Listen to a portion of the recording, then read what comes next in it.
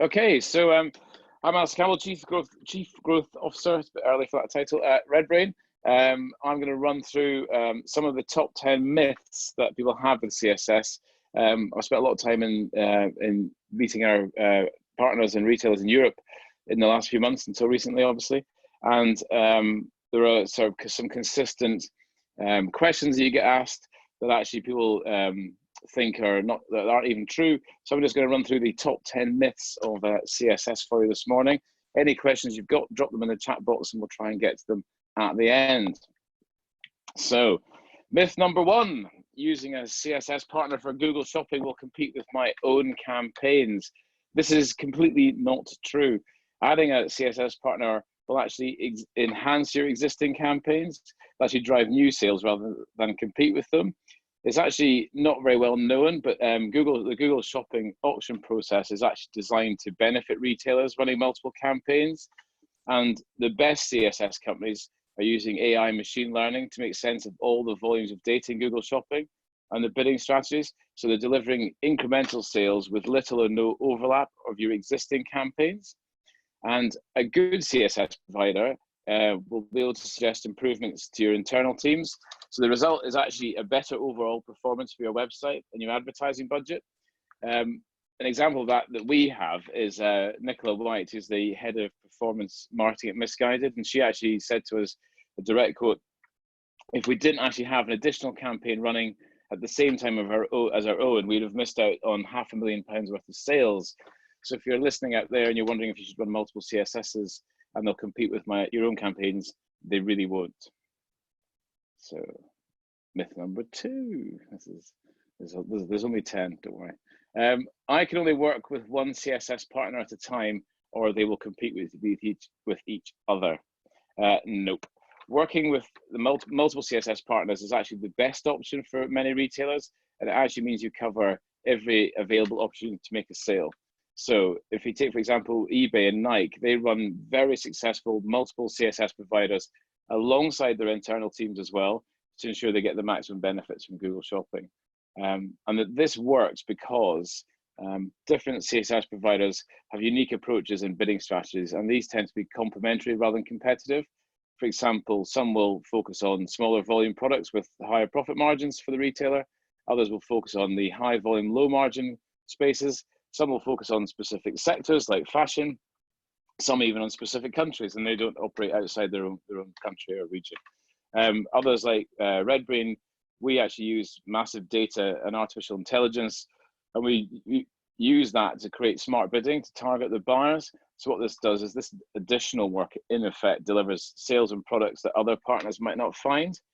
So if you use multiple CSS partners, you actually increase your chance to appear twice in the Google Shopping carousel for different products within your range. So you get more brand awareness and the opportunity to make a sale, and this is not going to cost you any more. The exception for this is smaller brands with a limited range of products. So if you do have a smaller inventory, it may not offer enough opportunities for the different strategies of CSSs to complement each other. But if you stock thousands of products, you can really benefit by testing more CSS partners. And for example, eBay run multiple CSS partners, including RedBrain. And last year we generated 400 million in extra sales for them, 85% of which were incremental since they added RedBrain. So if eBay can do it, everyone can do it. So myth number 3, CSS partners promoting the same products will drive up the Google click price. This is the most consistent question I get asked as I meet different people. It's just completely wrong. It's one of these great myths. It's just it's asked by everyone, especially retailers. And if you're a retailer, you really need to pay attention to this myth. It's completely wrong. Google has designed the bidding process for shopping ads to avoid the merchant paying more if they have multiple internal or external CSS bids for the same product. I'll just do that. Google has actually designed the bidding process for shopping ads to avoid the merchant paying more if they have multiple CSS bids. This is because an individual product will only appear once. All bids for that item from the same merchant will be treated as placed by one CSS, so there's no competition between multiple CSS partners. The only competition will be from other merchants. So having additional CSS providers actually increases your chances of winning each auction without costing you any more. And the price that you pay is always based on the first losing bid, assuming you pay, of course, at all, because if you use CPA, you're not even paying for the bid. This means you can have 1, 2, or even 5 or 10 higher bids via multiple CSS providers, but the cost for your advert that's clicked is only the runner-up amount. This means that you won't pay more whether you work with 1 CSS or 10 CSS partners. So if you're a retailer listening to this and you're only using one because you think you're going to end up spending more on your own campaigns, get in touch, because you really are not going to. Myth number 4, the only way to pay CSS partners is CPC, cost per click. False. Cost per click is the most common way for businesses to pay for online advertising. We all know it's been around for a long time, and most CSS partners operate on this model, including Google Shopping itself. But some of us CSS providers, including us at RedBrain, we work on a CPA basis. So you don't pay for someone simply clicking an advert. You're only charged when someone successfully completes a sale and transacts on your website. So what this does, obviously, it removes the cost and the risk of paying for traffic to your website, which doesn't generate revenue, and encourages the CSS partner, us or another CPA CSS, to actually work smarter and harder, because we have to deliver qualified customers. There is no point to us just sending you traffic that doesn't convert. So if you take myth 3 and you're not running multiple CSS partners, and if you're not running a CPA partner, you are missing out on sales. The best thing to do is to definitely have a CPA partner in the mix, because you're not going to pay anything until you actually sell something. Myth 5. CSS only works for big or very niche retailers. Incorrect. Most retailers can use Google Shopping. Obviously, if you're retailing a physical product for delivery, that's the ultimate. However, it also has been working well until recently for experience, vouchers, and software works well as well, which is really busy just now. So who can use it? Most can. The smaller clients who get the most benefit have a quality website, a quality data feed, and probably already have a good existing conversion rate. So the website's already working really well. The products have to be priced well, they have to have good reviews, and you have to have stock. Having the live stock in the feed is pretty important. Otherwise, we're sending traffic to you which they can't convert if they can't buy it. There has to be sufficient demand. The customers need to be actually looking for the product, and you need to have sufficient search volume. And the strategy, of course, you've got to have is to pick the right partners for your brand and your marketing, and also the right commission rates, so that managed CSS partners can actually deliver the traffic. So there are examples of brands such as G-Tech and Dyson who have got a smaller category, smaller product range, but actually do very well in CSS. And I think there's also an additional benefit for smaller retailers. You may or may not know that all CSSs are required to develop comparison sites for the consumer. And for example, RedBrain's comparison site attracts millions of visitors every day. So actually, if you're a smaller retailer, your products get visibility on there, and you can actually obviously get customers, and you can get brand awareness by being on these sites. Halfway. Myth number 6. All CSS providers are the same because they work with the same products targeting the same customers in Google Shopping. No. This is one of my favorite myths. The benefits of working with multiple CSS partners is the difference in strategies and performance. Not all CSSs are created equally. For example, some partners will focus on a subset of products with manual campaign structures and pricing, and that requires them to put significant investment in manpower to deliver at scale, slightly slower to react. At RedBrain, we use machine learning and AI with these massive data sets we've built up over the years. And we do it in combination with our traffic experts, and they have effective oversight. So that means the systems can deliver a scalable performance, and we can still add that human touch to it. And this allows us to have granularity down to the individual product level, not just the category level, and optimize bids 24/7. So our size and experience in effect says we know how each industry sector performs and whether your website and conversion rates are matching to expectations. And this is important because you may have different CSSs trying to achieve different things. That doesn't mean that's a bad thing. You can have multiple CSSs, but you have to understand why CSSs are different. They aren't just a sort of pick and mix of doesn't matter which one you choose. So we asked a couple of clients for some quotes on this, and one of the leading games retailers says they started first working with us on our comparison site, and in February they trialed the shopping service with RedBrain, and they received a 30% increase in Google Shopping related sales with no impact on their own campaign. No impact on their own campaign. That's the best bit here. And then we've been running a campaign since, and they're now generating 100,000 per month in incremental sales. So if you're not running multiple CSSs, you should be. Myth number 7. You can't buy direct from Google, so you have to go to a separate CSS partner. Myth busted. Of course you can buy direct from Google. Why would Google not let you do that? But you may pay more. So the reason for that is following a 2017 EU Commission ruling, the Google Shopping CSS operation was split out from the Google main business, had to become a standalone business on its stand on its own 2 feet. This means it's actually listed alongside all the other CSS premium partners, and it operates in a self-service model. So you can upload your feed, manage it yourself. A lot of agencies do this. They use Google Shopping on your behalf as a retailer, and Google Shopping can decide whether to or not to offer consulting services. The big difference between the Google Shopping model and a CSS partner like RedBrain will be the pricing model. Obviously, Google are charging a percentage of the CPC bid before they're entered into the advertising auction, whereas we're charging a CPA, which means we have to get the sale, and others are charging a CPC, which means you can save the percentage fee charged on the bids by Google Shopping simply by working with a non-Google CSS partner. So, or you can just work with just shopping and just CPA. So it's worth having a look at. If you're going to buy direct, you should still look at having another CSS. Myth number 8. You can't run self-service and manage CSS campaigns at the same time. Not true, you absolutely can. As with multiple internal and external campaigns, it's perfectly possible to run a self-service CSS campaign and a managed campaign at the same time. So self-service campaigns aren't necessarily the most effective route for business, but they can be an extra element to your digital mix. The majority of RedBrain clients opt for our managed services to benefit from what our knowledge and experience. We have 50 people who do this every day, and our combined experience is hundreds of years. So this is absolutely why, even if you're running your own self-service campaign, it's worth looking at a managed CSS service as well, because those who do get the value from those who get the value from self-service tend to be the bigger companies with bigger teams of experts or they dominate their sector. So if you're not one of those players, having your own self-service and running something with somebody at RedBrain or another CSS provider is definitely worth doing. Myth number 9.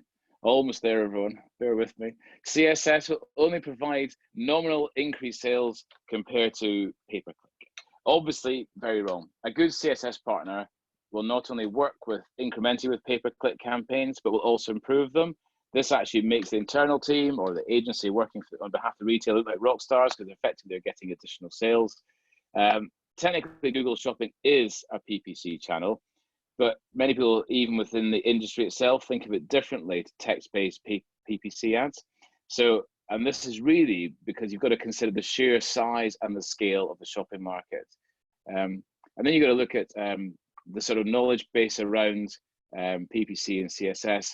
An internal PPC team might have experience from one client, which is the business they're actually in. An external PPC agency might typically have tens of clients in a specific sector, or worse, spread across sectors. So because Google's constantly increasing the quality control for all advertising, especially in shopping, if you get something wrong, your merchant center can be suspended. And you've also got to, if you're shipping across Europe, manage the different laws and rules for the different countries. Like they can vary massively between the UK and Germany, for example. So I think if you actually look at CSS and look at what a third-party provider like RedBrain or one of the others provides, it's actually the experience of dealing with thousands of retailers across millions of products. So I think we have 12,000 retailers we're dealing with millions of products which we're selling worldwide.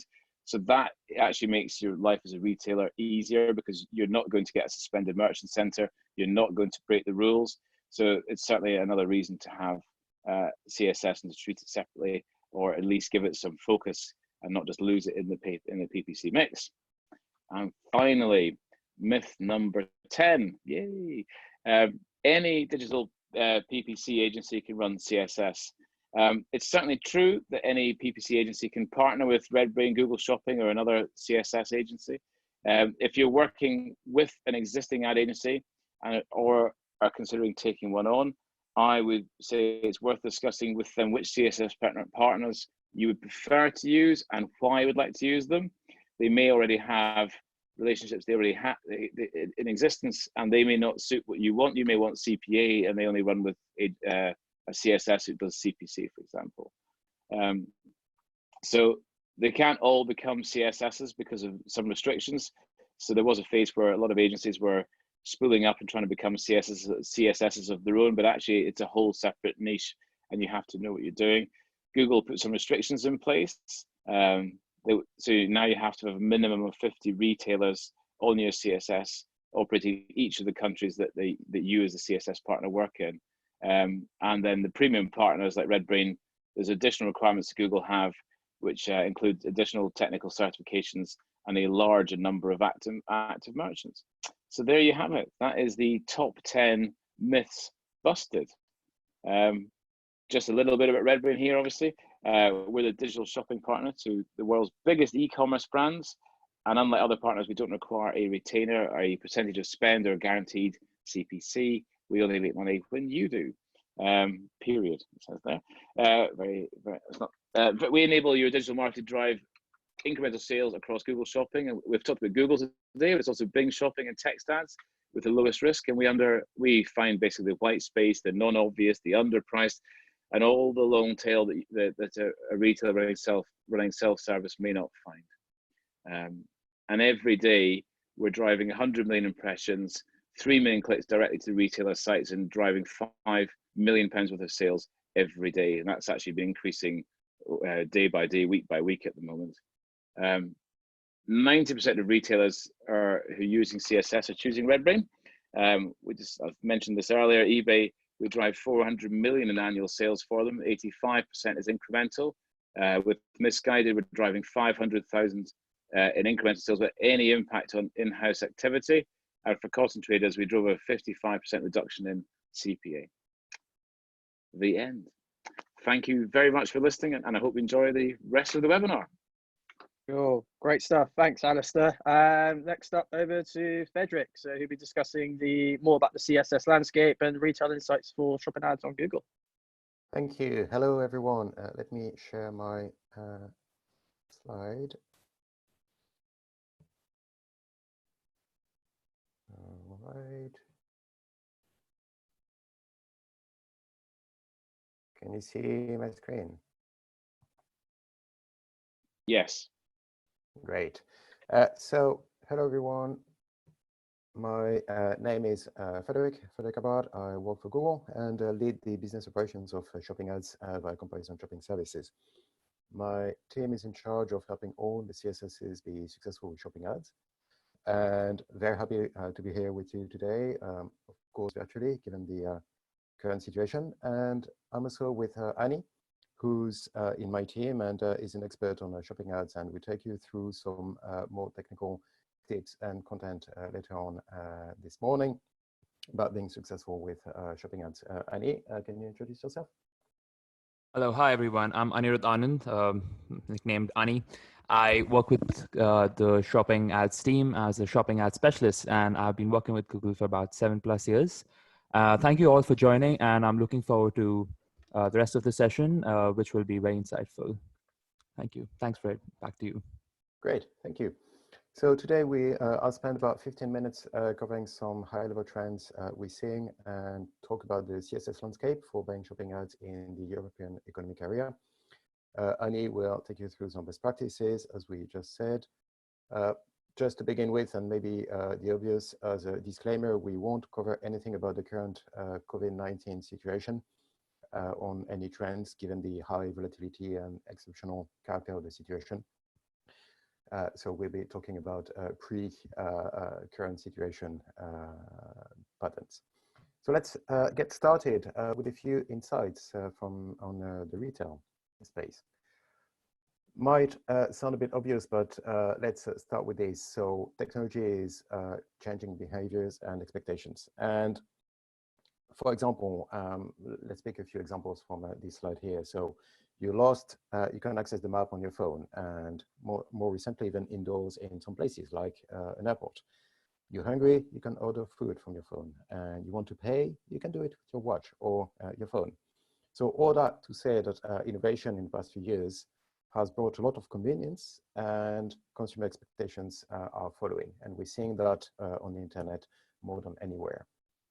The first one is what we can say is consumers are curious. They want to be guided, and they're expecting to get useful advice and answers about big stuff, small stuff, which product to buy. And to give a few numbers to put this in context, searches for baby shopping list. So not just an item about a baby, but the full list of ideas. What should I be buying? Have increased 180% in the last 2 years. It's a big increase. And in fact, searches for the best, you name it, have been soaring about 200% in the past 2 years. Consumers are demanding, and they expect to get exactly what they want now and without effort. Maybe one of the best examples is we've seen 250% increase in where to buy mobile queries in the last 2 years. The user is expecting the answer to be tailored. Only shops near me. Of course, you know where I am. And by the way, the items need to be in stock, and I want them to be open now. And all that are the expectations from the consumers. Talking about expectations, they're more and more impatient. We've seen 200% increase in same-day delivery queries in the past 2 years. Maybe it's a Netflix effect, and I can certainly see this with my kids. When I tell them that things won't be delivered between, before 2 weeks, they look at me saying, "Why? It cannot be possible." So all that to say that capturing consumers is challenging, increasingly challenging. It's very hard for retailers. And if we go a bit deeper, we see that a few other challenges here. The first one is the brand loyalty is really challenged. In fact, 94% of the consumers have more than one brand in mind when they think about buying a product. Okay, you say, but even worse, 30% are open to changing brand, a new brand, even though they knew what they wanted. They knew which one they wanted to buy. Actually, not really. They're open to changing. Another insight, and this one wouldn't come as a surprise, but 69% of the shoppers do some research before buying an item. I'm sure that all of you are doing this, but even more when we're in a shop. All right, we're in a shop, we know what we want, we're looking at it, we say, okay, I think I want to buy that. But the thing is, 84% of consumers who are in the shop are searching online for the product, they're buying. Is it the right product? Is it the best one? Is it the one that that would suit my needs? And the story goes on and on and on and on. So the question is how you can do to target those customers and find them in the moment that matter, really. So having said that, let's move on to shopping ads and CSSs. I'm sure all of you know shopping ads. You wouldn't be here otherwise, but they're a great way to reach users. So here we can see on a Google search query a set of shopping ads shown on the search page. The shopping ads are great because they're visual. They show the price, the image, and the brand. It helps the user connecting with the product. They're relevant to the user query. A lot of relevancy goes into the algorithm behind a query. And we want to make sure that we show the user only the product that is more likely to meet what they're looking for. And so it's very simple, from the search to the merchant website where they can buy the item in one click. So there's no intermediary here, it's straight to the merchant. So as a retailer, how can you have your offers displayed in shopping ads? Most of you probably are already doing shopping ads here. And the truth is the offers in shopping ads are all coming from the inventory of CSSs. they all need to be placed by a CSS. So in the European Economic Area and Switzerland, only comparison shopping services can place shopping ads. So what is a CSS? CSS is a website that allows consumers to search for and compare products offered by multiple merchants. Consumer can then go to a merchant website to make a purchase. So how can a merchant place shopping ads in the EU and Switzerland? As previously said, since 27 September 2017 and the European Commission ruling, CSS can place shopping ads on the Google search page. Merchant can participate through any CSS or combination of CSS or of their choice. So here you can see merchant works with a CSS, give the inventory to the CSS, and the CSS in return plays shopping ads on the Google search page, and the ad are labeled, with the offer and the merchant name, but also by the name of the CSS. So there are many different CSSs available, and when you see some shopping ads, you can see the name on the CSS by looking at the bottom of the ad. So here on this page, you have 5 different CSSs. And that's where you can see which was the CSS that plays the shopping ads here. How to find a CSS? We've created a certification program and a partner directory where you can find partners that have followed the certification process from Google. And RedBrain is one of our prominent partners. You will find them on the partner directory here. We spent the first 15 minutes talking about some myth busting and different CSSs. It was mentioned that all the CSS are not the same. And in fact, that's absolutely true. All the CSS are not the same. They differ on many different aspects. And here are 5 examples of ways they can differ between each other. The first one is the service model. And we briefly spoke about the service, self-service, managed service, hybrid. So self-service, in a sense, the advertiser, the merchant, is in charge of managing the campaigns in the feeds. And managed service, the CSS, is providing sales to the merchant without the merchant having to worry about anything on the campaign or feed side. And you have the hybrid model, which sits somewhere in the middle, where there could be self-service for the campaigns, but the CSS is in charge of the feeds, and so on and so on. Pricing. Each CSS have their own model, own pricing model. So some take a percentage markup on the media. Google Shopping is in this category. A CPA, RedBrain is in this category. Some other charge a fixed CPC per click, etc., etc., etc. Technology. Some CSS have some form of technology that can do, for example, feed optimization or bidding, or different specific type of reporting that work best for you, etc., etc., etc. Expertise. Some CSS are focused on a specific industry, for example, apparel, furniture, etc., etc. Some are more or are operating in all product categories. It depends. Lastly, countries they operate in. Some CSS operate in a single country. Some operate in multiple countries. It really depends on the CSS, and we encourage you to check this with the CSS before working with them. 2 best practices here. So the first one is, and I think that's the one at the top, is agree on service model. How do you want to work with them? Do you want fully managed service, or do you want a self-service with or without some consistency, or any mix in between? But the first question would be, how do you want to drive incremental sales for you, and how much do you want to be involved in the process here? The second one is agree on objective. And so the objective would be ROI, sales volumes, number of clicks, however you measure success for you. But strongly recommend sharing some form of conversion data, because CSS want to do a good job here and drive ROI for you. And for that, they need to know how things are working. How is the traffic that they're sending to you working? And we know that some advertiser might be okay to share sales data. Some might have some double thought about it. That's something we highly encourage you to do.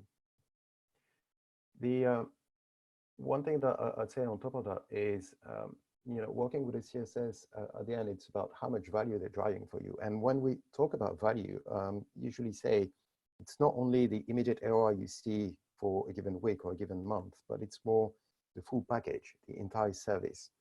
How is that working for you? And from all the work they do for you managing the components, the feeds, any help they might assist or provide when things go wrong, because sometimes things happen here. Is the CSS here to help you, to assist you? So when we put all this together, I encourage you to look at the full package and have a think about how much value it is providing to you here. And last best practice here is about the expertise. And some CSS are specialized in few retail categories, as we said before, and they might have a lot of data here that may get their algorithm, technology, or advice give an edge to this. So have a think about what is it that they can really help you with to give you an edge. We spoke about the auction earlier and how the auction works. I want to spend a couple of minutes on this because that's some of the most important question that I've been asked in the past few years. So first of all, to begin with, the auction on shopping is pretty much the same as on text ads. It's a combination of bid and quality. So how much the system thinks that this offer would be useful for the user. And the second thing is the auction is completely CSS agnostic. In fact, the auction doesn't see CSS. What the auction sees is a set of offers attached to a merchant. So here in this example, we have two merchants competing in an auction where, for the sake of simplicity, we assume that all the quality aspects of the auction are equal. It's only the bid in this case that will make a difference. And what we can see here is merchant 1 is working with 3 CSSs, merchant 2 working with 2 CSSs. Merchant 1 has the highest bid with CSS1 at 30 cents. The second highest bid is from merchant 1 as well with CSS2 at 25 cents. And the second merchant comes third in the auction at 20 cents. Now, if the auction wasn't CSS agnostic, then merchant 1 would win, but they would pay 25 cents the cost of CSS2, but that's not how the system works. The system sees here inventory offers coming from merchant 1 and offers coming from merchant 2. And in the exact same way that your inventory or various texts never compete against themselves, here the offers for a given merchant never compete against themselves. So what's going to happen here is the CSS1, we pay 20 cents for that click, which is the highest bid of the next merchant in the auction. And that's how we can illustrate the fact that a merchant never competes against himself, and that you can work with multiple CSSs without having the risk of seeing the CPC going up, because that's the auction is actually designed to prevent this from happening.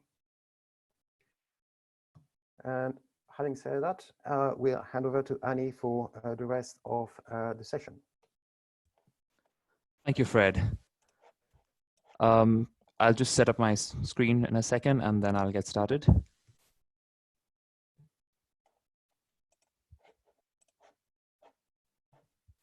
Fred, I think you're still presenting. If you stop presenting, then I'll start presenting. Thank you. All right, great.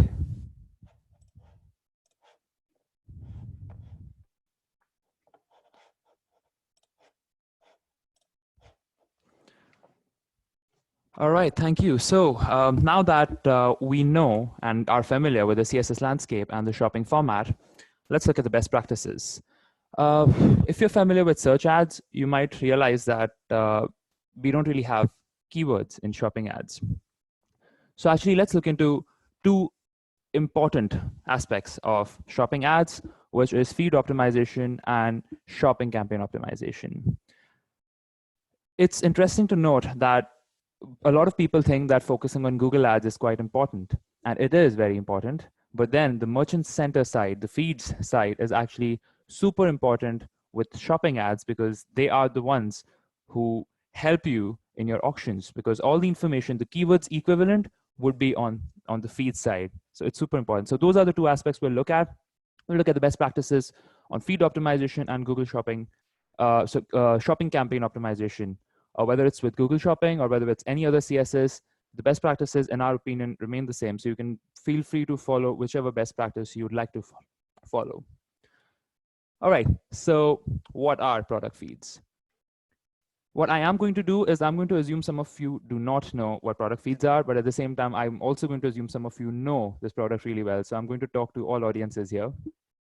So going into the depths of product feeds, it's just very important because it's a structured piece of data. You have to imagine it as your entire inventory listed in one place, but segmented really well and in such a way that all the information is provided in the nicest possible way for our systems to read. So that's... Sorry, just to interrupt you. Can you click on present, please? I have actually clicked on present. Okay. Is everybody able to see my screen? All right, I'll start again. Thanks. Thanks, Fred. Is this better? That's perfect. Thank you. All right, thank you so much. Okay, sorry about that. So there are multiple aspects that we need to look at when we are looking at feed optimization and best practices. We need to first start with hygiene. Avoid account suspensions. Super important. Please read through shopping policies, because the worst thing that can happen is your account gets suspended and you'll not be able to run your activity anymore. So you have our help centers pages that you can go to and look through this. Make sure you focus on all products and make them go live. That just doesn't mean upload all the products, but also means get them approved. A lot of products may not be approved and they may not be running ads because we've just not been able to approve them because there are errors. So go to the diagnostic tab and look into it. Optimizing product content, enrich your shopping content, and make sure your shopping feed is following best practices. And finally, boost your products. So we will look at the first aspect now, which is avoiding account suspensions. This is a page from your Merchant Center account. You will be actually able to go and see and take a look at all the account issues and feed issues and item issues. Make sure you look at the account issues for suspension warnings. You look at feed issues if you have problems with feeds and item level policy data. And then make all products go live. Once you know which products are disapproved, work on the errors and warnings and make sure you correct these issues so that your products are live. So that's just more of the hygiene part of it, right? What we also need to focus on is optimizing your product content. Now, these are the two key elements to focus on, image and title. So how's image relevant here? Well, image not only can, a wrong image can not only just disapprove your ads or give you errors, but at the same time, it's also best practice to have an image that works the best for your users. So here are a few recommendations. Frame your product in the image space so that it takes no less than 75% and not more than 90% of the full image. And make sure you display the entire product and the image shows all the products in the bundle. And if there are no extra products, then don't show them. Now, these would be a few examples of optimizing your content. The one on the left is the perfect image because it's using a solid white or transparent background. That's what we recommend. If you have watermarks, if your screen has other text and it's not following our recommendations or the minimum requirements, then those products can get disapproved. So make sure the image is following the best practice, but at the same time, not violating any of our policies. And one thing that you can do, and this is a very important tip, which is use image improvements. If you have not been using them yet, what this does is basically Google uses machine learning to go through your images, and it removes watermarks and a couple of things that the machine can remove and make it optimal to be served. So you could see if you turn this on, and this option is available in your Merchant Center account. If you turn this on, you turn on image improvements, you will be able to see a slight increase or maybe a lot of increase in your images. It would depend from case to case, I would say, but then it's always good to have image improvements on. And if you look next to image improvements, you see item updates. It's, again, something that we recommend using because item updates can also make sure inventory is well updated. You can talk to a CSS partner to learn how this further works, or go through the Health Center pages. And I will be providing a few links at the end of this session, so you will be able to go through this in more detail. From there, we move to content optimization. Title. Title is super important because that's what we use to a large extent to see if the ad is matching with the queries. It has an impact on your CTR. So think of it as the closest thing to keywords if you know how search ads work. But make sure you avoid vague titles and add as much information as you can about the title, because almost 70 characters are visible by the users.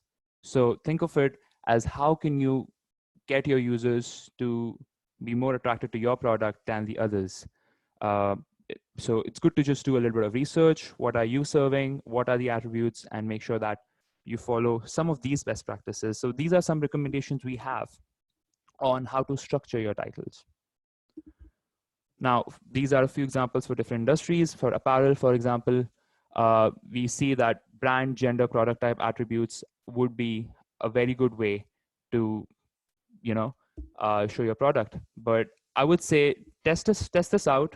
In this case, Ann Taylor women's sweater, black, size 6. This is quite descriptive so that as a user, I could understand what this product is. Will it fit me? What color is it? All of these attributes are important. But what I would also say is test this out, try different combinations of titles, and you will know what works the best for your specific industry and your specific set of products. And these are some of the commonly asked questions. Should we include the brand in the title? Yes, if people know about the brand, it's a short brand name, added to the beginning, added to the end if the product brand is equal or the same as the retailer brand. And then when it comes to color, size in the title, yes, add them as often as you can, because it's important for people to know what are they really looking at and what will this fit them or not. And then add valuable keywords in the title. Now, this is an important one. Keywords that have substantial amount of impressions and describe products accurately can definitely do better for your feeds and for your product titles. So how would you do this? How would you think about or go about doing this? You could use Google Trends and search terms in Google Ads to know the search terms that users are actually looking for, and you can add them to the titles and descriptions.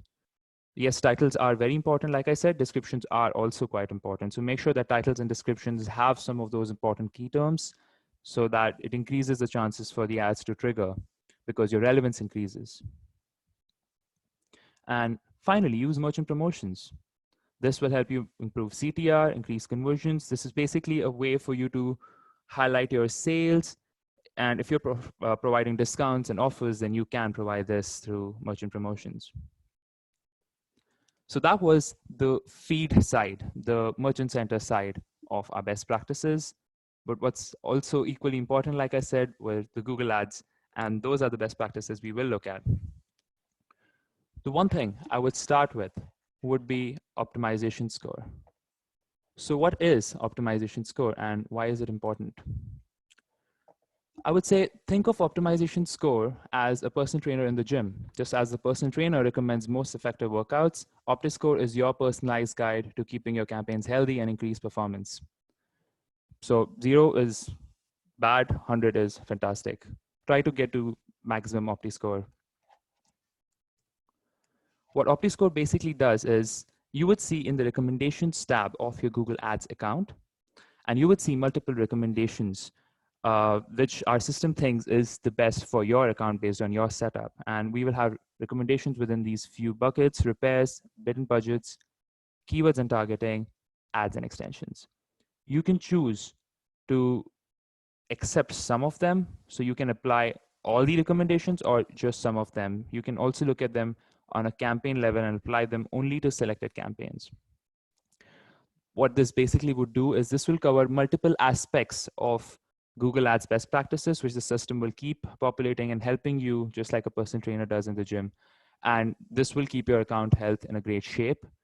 And that would ultimately improve performance. And we've seen data that every time we increase optimization score, performance improves. So that was optimization score, and you can read up more on our help center pages, and feel free to ask us questions about that.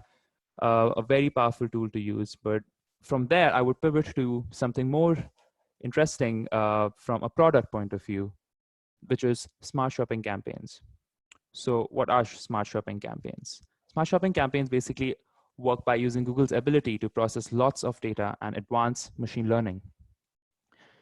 These campaigns just start by continuously analyzing Google's insights on user queries, intent signals, and many more of your insights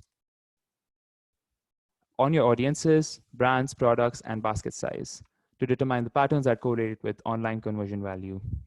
And then at auction time, smart shopping campaigns use all of these insights to decide whether the user is highly likely to provide you more value, or whether it should maximize the bids for maximum value. So it would decide based on a lot of information and data using machine learning at auction level to give you and drive the results that you are looking for. If you are wondering how do you usually use this, you actually optimize towards max conversion value, or TROAS. So this will look at your profits. This will make sure that you are getting the desired performance using smart shopping campaigns. Where do these ads show up now? Well, it can be on search, display, YouTube, or Gmail in different formats, as you can see on the screen. In Europe specifically, smart shopping campaigns can be used using any comparison shopping service you work with. Of course, one thing that depends on is whether the ads will show on general search result pages or not. That's a faker. That's a faker. That's a faker. Someone's unmuted. Could you please mute back? All right, great. Thank you. So smart shopping campaigns drive results. We see 30% more increase in conversion value on average when using smart shopping campaigns. So make the most of shopping ads. Not only use smart shopping campaigns, but the other options you have are local inventory ads and showcase ads. Local inventory ads are more omni-channel offer. So if you have a retail store, that's very relevant to you. And then we have showcase ads, which are more upper funnel. Target upper funnel queries with showcase ads. We see 40% of shopping related queries that are broad, and they may or may not trigger PLA ads, regular shopping ads. So they will trigger showcase ads. And this can get you about 25 to 35% additional traffic in those auctions that you may not be participating on. This would be mid-funnel or lower funnel depending on your category and the best practices you follow, but you can definitely lean on showcase ads for a lot of additional performing traffic. And it looks great. I mean, you see that initial product available in a small screen there, and then it expands into a showcase ad, which is almost as good as a proper mini website within the ad format. So you can see multiple offers that the user can see multiple offers that a retailer or a CSS has advertised. And we see almost good engagement performance levels. Like I said, this is mid-funnel. Therefore, you shouldn't just look at conversions, but also look at a couple of other metrics and measure this right. We see very good engagement, and this is one of the case studies out there. In conclusion, feed optimization and shopping campaign optimization, these are the two important pillars or buckets that you need to focus on, and I would suggest focusing on these two equally because they are equally important.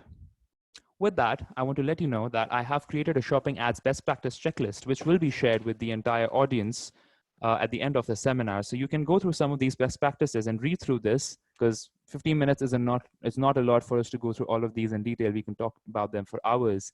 So let's make it concise and look into the performance checklist. This is just a glimpse of what the performance checklist would look like. It would have different topics. Within that, we have different recommendations. I have linked the help center pages to each of these products, so you can go ahead and after this spend some time reading about them if you don't know about them yet.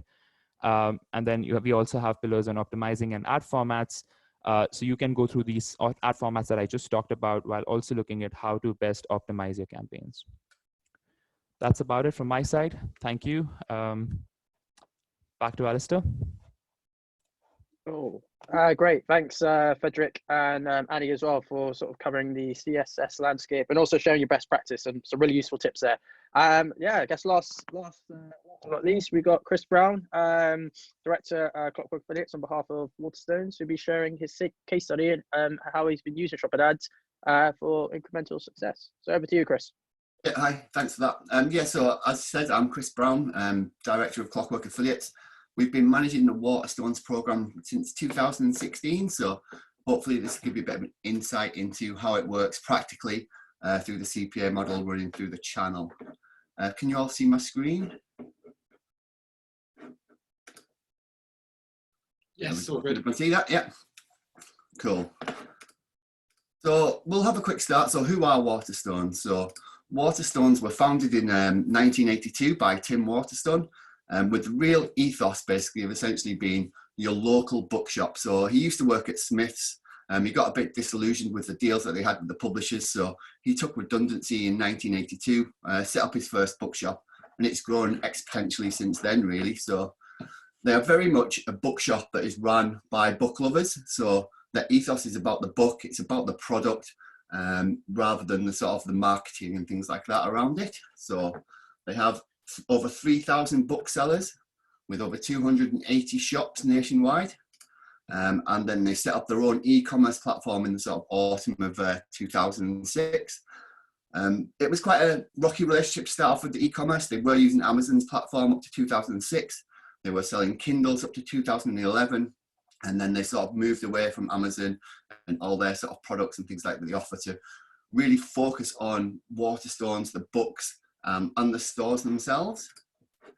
So the marketing strategy is very much more about the PR and the promotion of the books and the book content itself, rather than sort of advertising and marketing and things like that.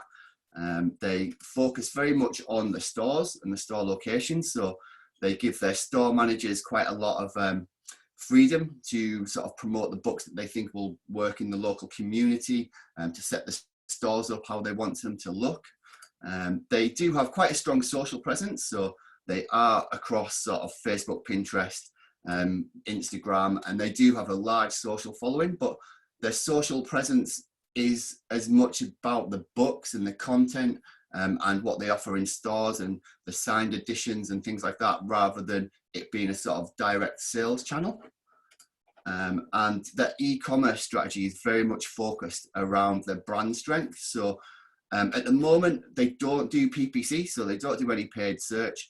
They don't run any display campaigns. They don't do any press or advertising and things like that on the radio or press.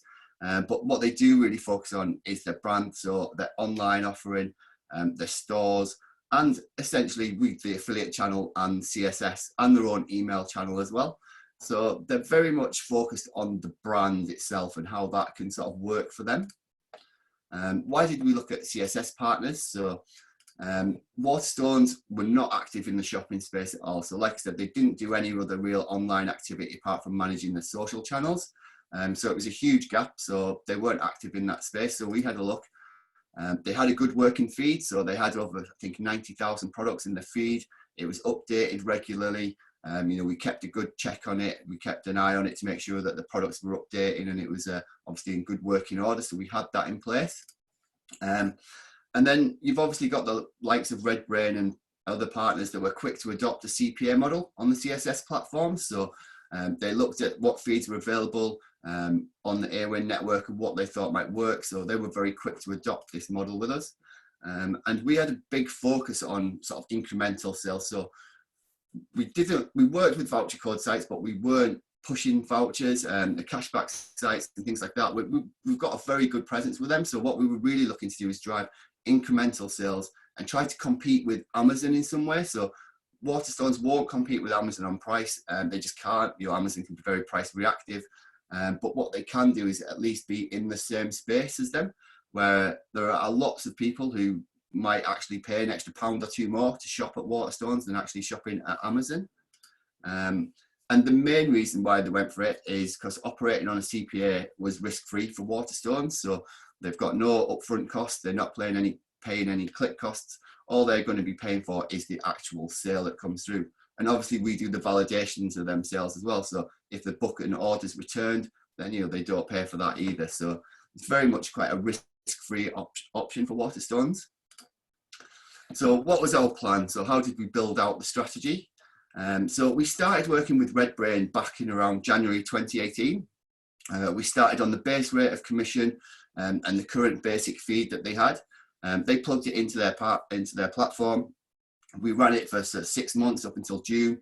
The results were good. We saw a nice uplift. It was seeing a good year-on-year increase uplift. They were a good performer for us. They weren't quite breaking into the top 10 in terms of our affiliate program, but it was a good solid start from them. So in June, we went to Waterstones and we had a little look, see what we could do. And they agreed to increase the CPA by 2%. So this was our first sort of CPA increase as a test. We agreed to do this for June only and then test and review every single month. So we did that. At the end of every month, we reviewed their KPIs and reviewed their stats. We had a look internally in terms of did it have an impact on their organic traffic? Everything was coming back fine. So we thought, okay, what else can we do? So we were going into peak Q4 into September 2018. So we thought, okay, let's have a raise it of another 1% here. So we did that, ready for peak up until December, and we did a bit of analysis of the results there. And I appreciate it was peak. So obviously we are going to see a larger uplift than usual, but the results were phenomenal, to be honest, particularly from September to December. And that peak time generating sort of huge amounts of incremental traffic. They started becoming the biggest player in the affiliate partnership, and Waterstones were really happy with the results. Obviously, not all of it will have been incremental, but looking at the sort of brand versus organic traffic, we thought at least 90% of this is going to be incremental traffic. So a little bit like Alastair said, we had some reservations, like the myths in terms of adding in a second partner. So, we were asked the same questions. Would it increase the costs? Would it sort of lower what RedBrain could do? RedBrain were quite helpful with that. They said, no, it shouldn't. This is how it operates. We operate slightly differently. So feel free to add a second partner in. So we did that. And the main aim was very similar to what Alastair said, is to get extra exposure across the listings. So why would we just want one ad when we can have two? There's a lot of competitors on the book titles, Amazon, Wordry, the book people were in there and things like that. So it was really just to sort of expand our presence and look for them other incremental sales where maybe RedBrain weren't operating, or the second partner could find another niche which they could operate in. So we had, at that time as well, I think there was 90,000 products in the product feed. Around that time, we doubled that. So we gave them essentially the full product feed, which I think is about just close to 140,000 products. So we did that. The feed is in good, healthy working order. So essentially we ran that from January up until August. Again, we got into August. It's the summer months, so we started to plan for Q4. So we had a chat. We had a chat with both the CSS partners. Had a chat to see what they could do. So we asked them for a forecast essentially. So these guys are in a better position to understand the volume of traffic and what is available and the percentage of the traffic share that they're currently getting. I think we worked out we were getting around less than 20% of the current traffic share at the sort of current rates. So they both agreed basically an extra 2%, we could find an extra 10-15% of that traffic share. So Waterstones were quite happy.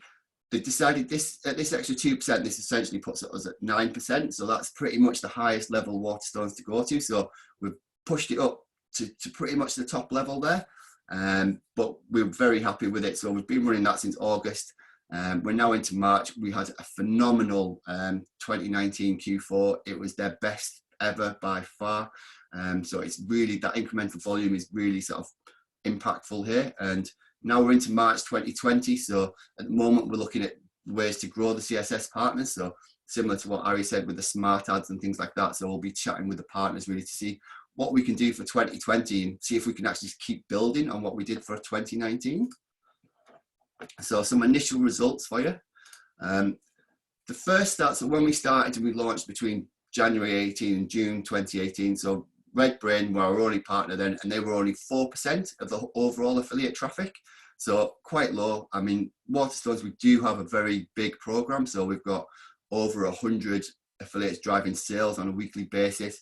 We've got 700 odd plus driving traffic. So it's a very well established large program. After we did this increase to 6% between June and September, the increase in performance was nominal. We did see a slight increase, but it was fairly low. So it wasn't a huge impact between 4 and 6. So what we did is we looked to increase that again, the 1% in September, and it was huge. It was a huge increase. The amount of extra traffic that RedBrain drove, the volume of sales they drove was huge. And that they went from essentially 4% of the affiliate program up to 30% by the end of 2018.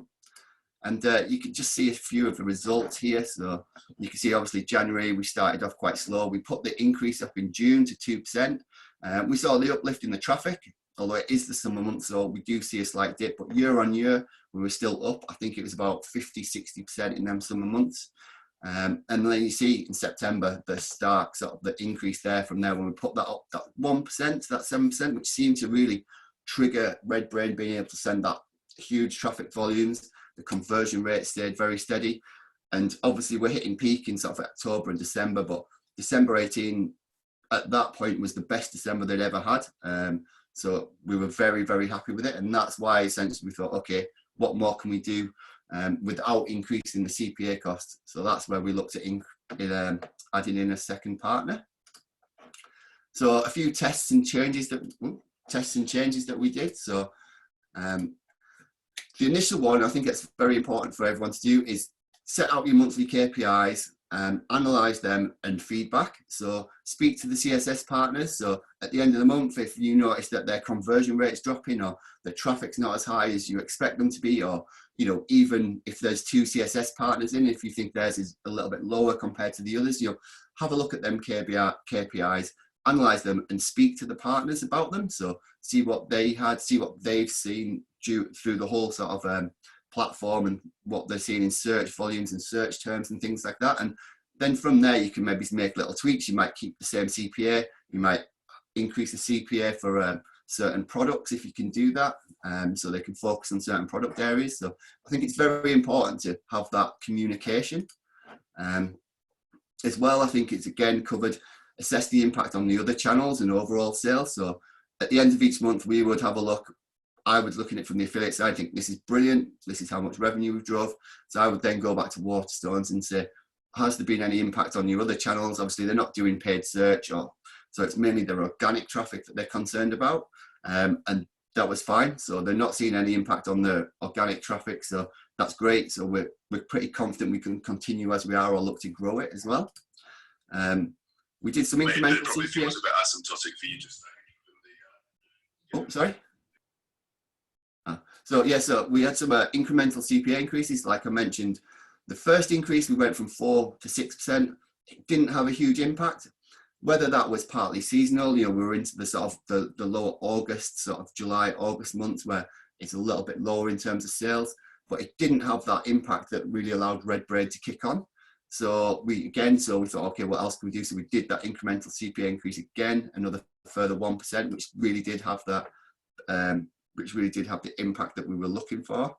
And then finally, and one of the main things, and I think Annie touched on it, is to keep the feed healthy. So we updated the feed, we increased the number of products that could be pushed through the feed, and the e-commerce manager there checks the feed on a daily basis, and we're sort of very happy to get any feedback from RedBrain and the other partner in terms of what we would need to do to improve that feed. So did we need the AN numbers, do we need better imagery and things like that? So the feed is probably one of the most important things to sort of to work on as well, to make sure that it's right for the partners. And yeah, we added a second partner into the channel after the initial and ahhing, going through all the myths that Alastair said.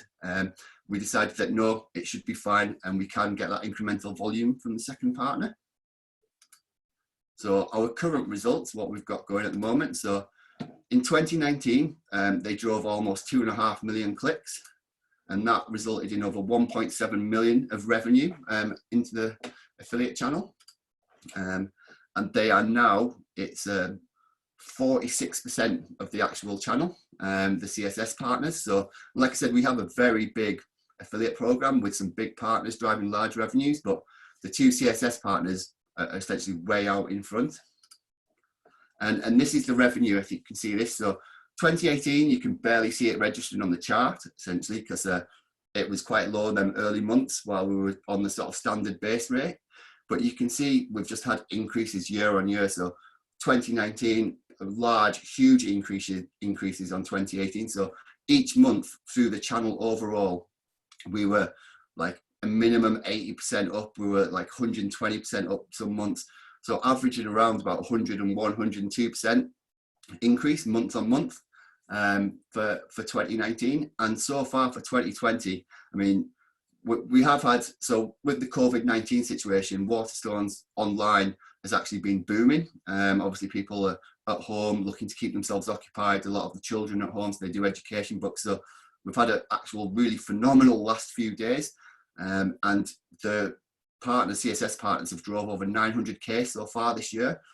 And we're just into the end of March. So they've been really important in these last few days, so this week or so, in terms of driving the volume of traffic. So people are obviously doing a lot more searching on book titles and things like that. So the traffic has increased. So having them partners there, I think, has just helped phenomenally with the these last few days, and being able to direct people into Waterstones when they're searching for them books.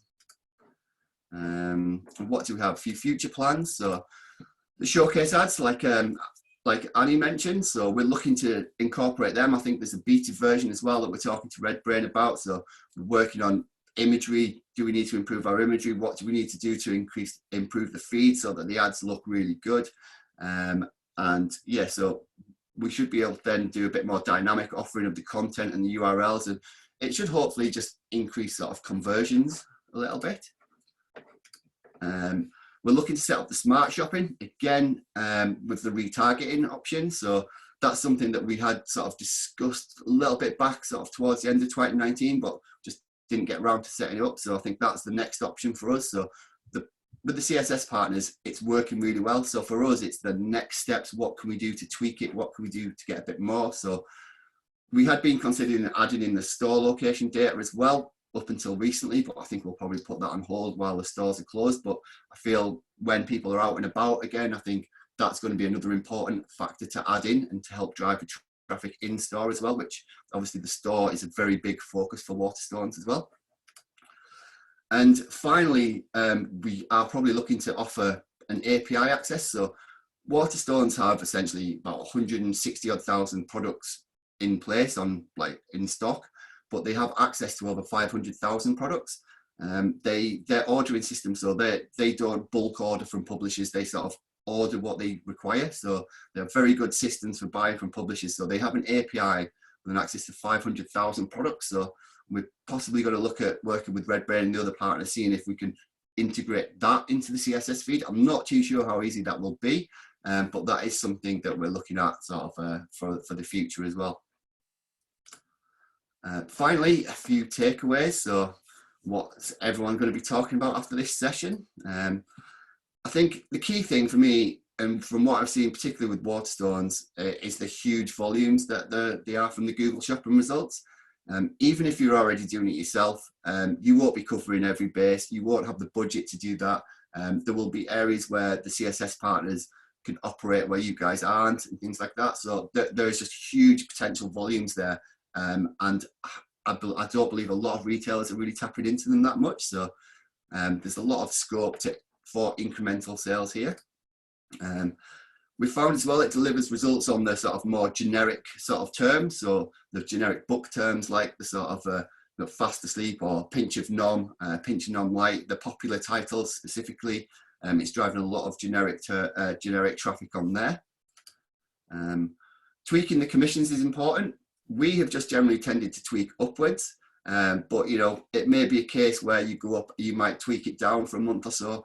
But speak to the guys, they know best, they know what works, what the stress levels are for the CPA.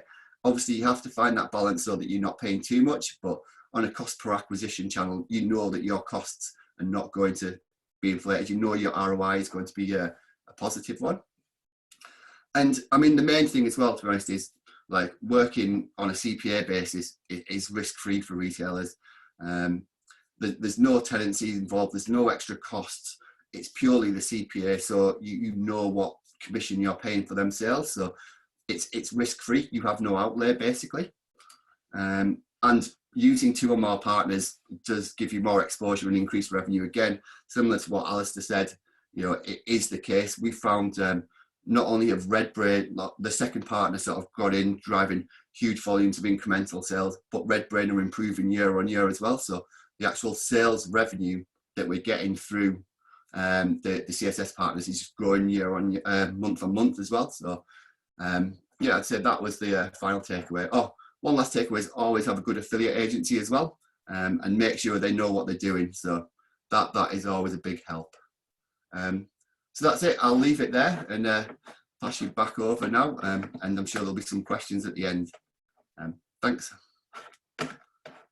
Oh, great stuff. Thanks, Chris. No, thanks for sharing that case study and showing some great campaign execution and results as well. And thank you to Alastair, Fredric and Annie as well for sharing their expertise and insight as well, which has been great. I've made loads of notes on my side, so my hand's pretty sore, but that's all good. So I've seen some questions come through, which is brilliant. So thanks guys for submitting your questions. And I know some of the speakers have actually answered them in the chat box, but there's definitely we've got a couple to go through. So we're going to go over the next 5 minutes covering some questions. So I'm going to kick off with Jodie. She sent her question a bit earlier on. So this is probably, I'm going to aim this one at all the speakers here. If anyone, feel free to jump in. So so she's put forward with regards to Google Shopping relevancy.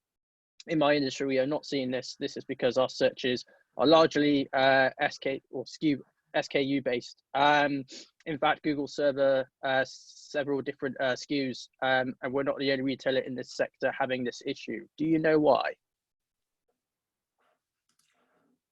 I don't, but everyone else is on mute. I don't either. I'd have to ask an expert on that one, unless one of the Google guys knows. Yeah, so Fred here, that's one that we'll have a chat with our engineers here, but what I can say is the auction shows results that the system believes are relevant, and there might be some SKUs that where we're seeing where the system believes that they have a high relevancy for the other SKU number. Now, again, we will need to investigate and ask the engineers on that one, but that's what I can say on this one. Annie, do you have any other? Absolutely, yeah. I think SKUs are a very specific niche topic to cover, right? Because we usually look at titles, we look at the descriptions, and we look at information that's mostly text-based. And it's a very good point here that SKUs would be relevant for certain industries, and we might there might be some work for us to do to understand how we could look into this specific issue, and also see how we can maybe make it more relevant based on the feedback given by Jodie. There is a scope for improvement, I guess. So we'll need to investigate this further. So thanks for that feedback. But ideally, that's how I would look at it too. Just as Fred said, that we're looking at products that are similar or relevant to the user, but maybe we're not getting it right, or maybe we are. Let's see. We'll talk to the engineers. Cool, great. And Annie, Fredric, I think I got another smart shopping questions that's come in. So smart shopping, have you seen optimization score of 99% and good results, but have 50% incremental sales lost to rank? Is there a way to scale and maximize, or is this less relevant with smart shopping? Yeah, I can take that one. So with optimization score of 99%, I must point this one thing out, that on optimization score, there is a chance that you might have also dismissed some opportunities, and there could be some opportunities, but optimization scores, even after dismissing, goes up to 99, and then after a few weeks goes back and makes the same recommendation because it thinks maybe you're not okay with that recommendation.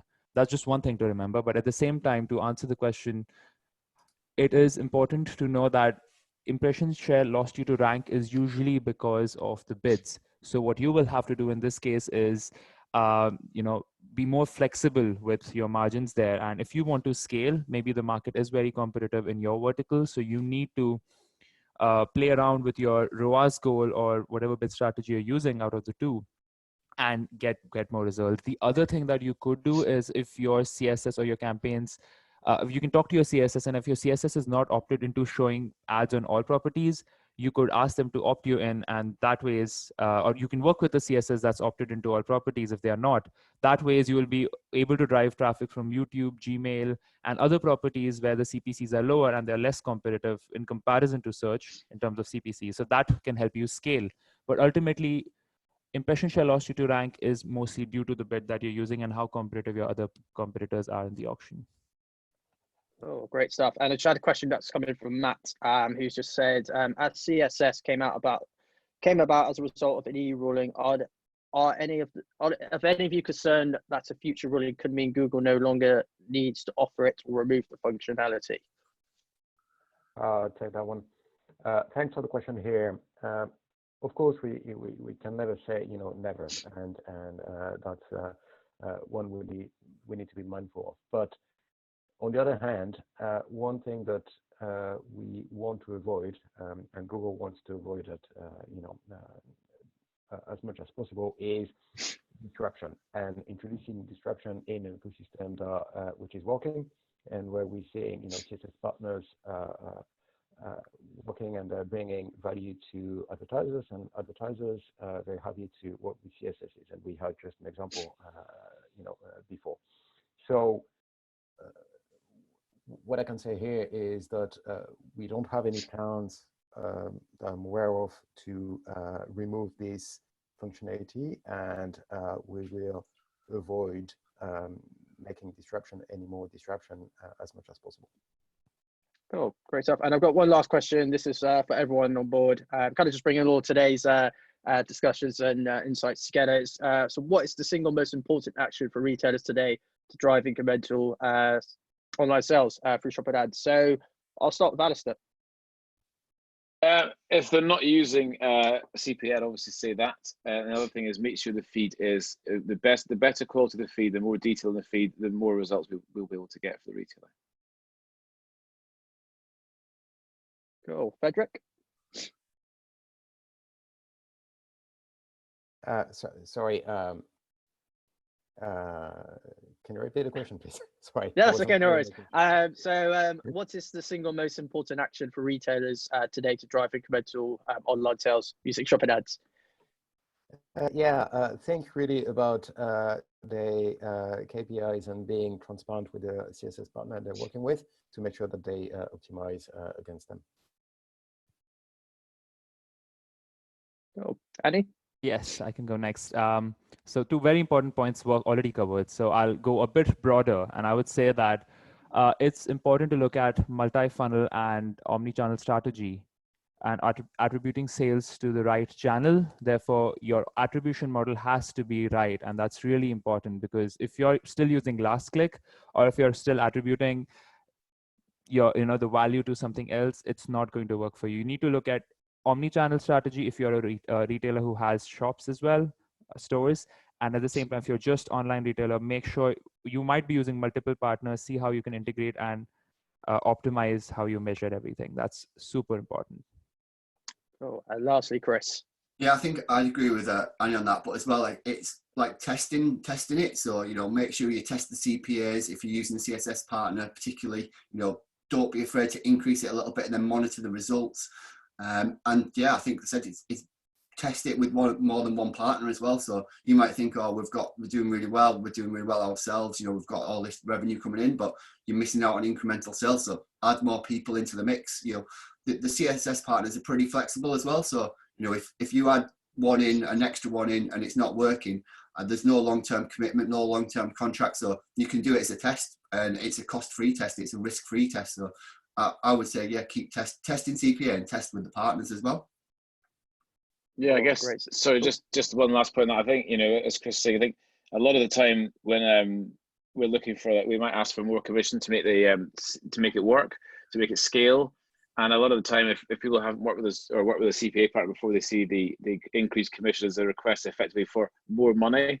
That's not for us. That's actually so we can actually make the system more efficient and drive more clicks in.